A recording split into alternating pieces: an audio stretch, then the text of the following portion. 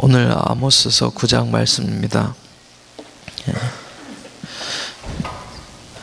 6월도 다 가고 아모스 마지막 결론 9장 말씀입니다. 오늘 크게 두 부분으로 나눠져 있습니다. 10절까지는 죄로 인한 심판의 말씀이 있고 마지막 11절에서 15절까지는 하나님께 돌아오는 자, 회개하는 자, 그 남는 자에게 주시는 구원의 회복과 축복에 대하여서 말씀하고 있습니다.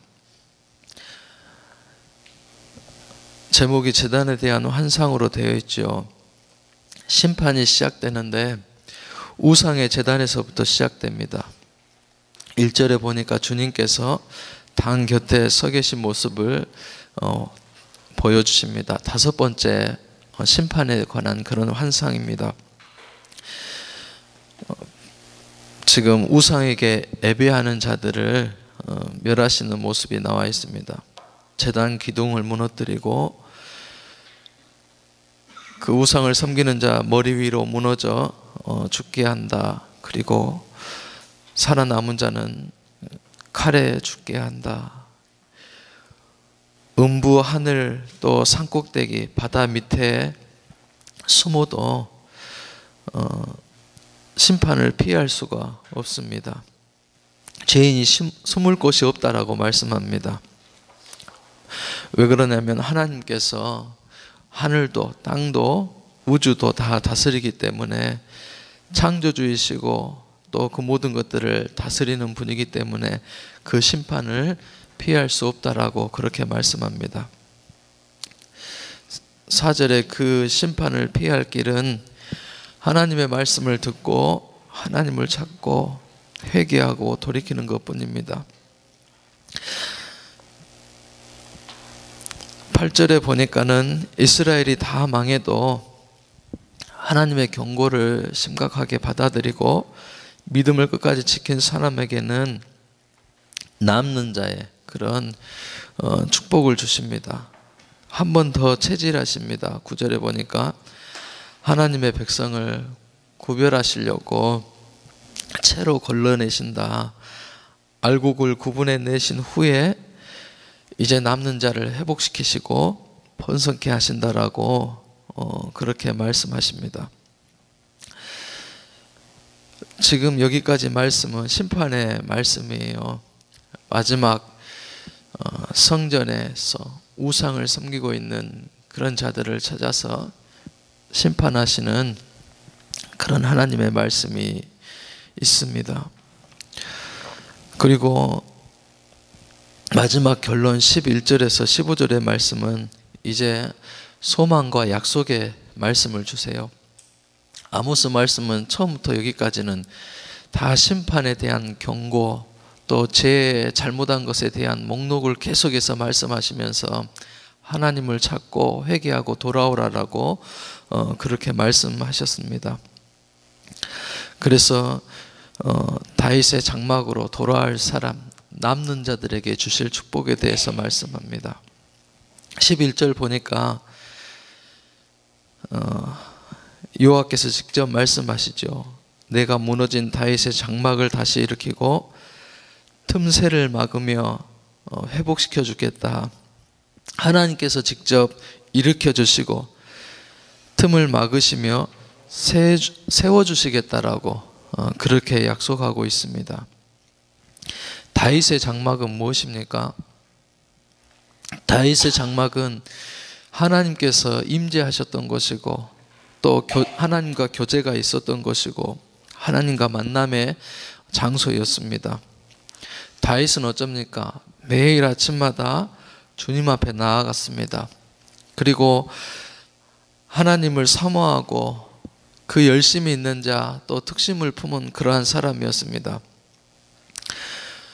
늘 하나님을 찬양하는 시를 지어서 찬양하고 악기로 찬양하고 또 좋은 일 있든지 굳은 일 있든지 하나님을 찾고 영광 돌리는 하나님이 아주 기뻐하시는 그런 왕이었습니다. 그런데 백성들은 어떻습니까? 하나님과 관계가 깨지고 멀어지고 또 그 장막이 무너졌다는 것입니다. 그 교제가 끊어졌다는 것입니다. 그래서 하나님께서는 이 다윗의 장막을 먼저 일으켜 세워주시고 틈이 있는 것을 메워주시고 세우시겠다라고 첫 번째 축복에 관하여서 말씀하고 있는 것입니다.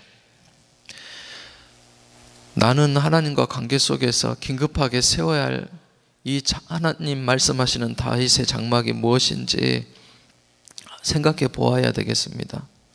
내가 정말 하나님 만나고 임재를 경험하고 또 성령의 강한 역사를 경험하고 하기 위해서 내가 시급하게 세워야 될 장막이 무엇인가?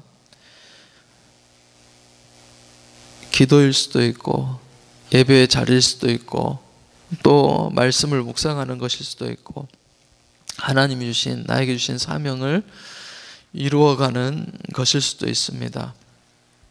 그런 것들을 내가 하나님의 장막에서 하나님과 교제하고 또 그 임재를 경험하고 그런 것들이 내가 끊어졌는지 그런 것들을 회복하는 그런 시간이 될 수 있기를 바랍니다.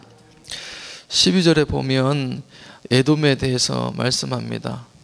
에돔은 이스라엘의 원수였습니다. 항상 적으로 남아 있었습니다. 그리고 적국으로 나오죠. 그런데 어떻습니까? 그 원수도 이제 남는 자와 하나 되게 하겠다라고 그렇게 말씀합니다. 원수가 괴롭히고 공격하는 것이 아니라 화해하고 분쟁이 없고 싸움이 없게 하겠다라고 말씀합니다. 13절에서 15절은 땅의 저주가 끊어지게 하겠다라고 말합니다. 땅이 회복시켜 주시는 것을 볼 수가 있습니다. 땅을 그래서 어떻습니까? 땅에 심겨진 곡식이 풍성해집니다. 추수할 곡식이 너무 많아서 주체할 수 없을 정도로 풍성하게 회복시켜 주시겠다라고 그렇게 말씀하고 있습니다. 그리고 15절에 보면 하나님께서 회복시켜 주신 그 다윗의 장막이 다시 뽑히지 않게 하겠다라고 말씀하시죠. 약속의 땅에서 절대로 뽑히지 않게 하시겠다라고 말씀하시는 것입니다. 하나님께서 회복시키는 것은 아무도 무너뜨릴 수가 없습니다. 하나님께서 깊이 박아두신 것은 누구도 뽑아낼 수가 없습니다. 하나님께서 그 이름을 걸고 약속하시는 것이에요. 영원한 땅을 기업으로 받게 하겠다. 내가 만국의 기업을 너희에게 주겠다라고 말씀하고 있는 것입니다. 남는 자의 신앙이 되어야 되겠죠. 하나님의 말씀으로 경고하실 때 정말 그 말씀을 내가 받아들이고 내 속을 돌아보고 내 모습을 돌아보면서 말씀 앞에 바르게 세워져 있는지 우리의 신앙을 돌아보아야 될 줄로 믿습니다. 그리고 내가 하나님과의 관계 속에서 장막이 무너져 있거나 또 틈이 나 있거나 하는 것들이 있으면 우리들도 세우고 회복하는 그런 노력들을 해가야 될 줄로 믿습니다. 그래서 하나님의 임재 속에 살 수 있도록 다윗처럼 매일 하나님과 교제하고 찬송하고 만나고 하나님께 묻고 그러한 삶이 계속 되어질 수 있기를 바랍니다. 또 하나님을 찾고요. 말씀 속에서 예배 속에서 기도 속에서 또 늘 돌아보고 회개하고 또 하나님이 기뻐하시는 일들을 찾아서 나아가고 그러한 일들이 우리에게도 있어야 될 줄로 믿습니다. 그리고 깨달아야 되겠죠. 심판은 반드시 있다. 그리고 늘 마음을 새롭게 하고 아모스서에서 말씀하시는 것이 5장 24절에 있죠. 공법을 물같이 정의를 하수같이 흘릴지어다. 하나님은 공의로우신 분이시기 때문에 반드시 심판하시는데 의인의 자리에 설 수 있도록 우리의 모습을 돌아볼 수 있어야 되겠습니다. 구별된 삶을 살아갈 수 있어야 되겠습니다. 그리고 관계, 하나님과의 관계, 무너진 것이 없는지, 끊어진 것이 없는지 잘 살펴서 그 하나님과의 올바른 관계를 맺고 살아가는 우리가 될 수 있기를 바랍니다. 심판도 우리의 힘으로 견딜 수가 없습니다. 하나님께서 성령을 부어주셔야 되고 특별한 믿음과 권능을 주셔야지 피할 수 있습니다. 그리고 하나님께서 마지막에서는 그냥 심판으로 끝내서 멸해버리는 것이 아니라 반드시 남는 자, 그 견디는 자를 주셔서 그에게 특별한 은혜와 사랑을 주신다고 약속하셨습니다. 그 남은 자의 축복의 주인공들이 다 될 수 있기를 주님의 이름으로 소원합니다. 기도하시겠습니다.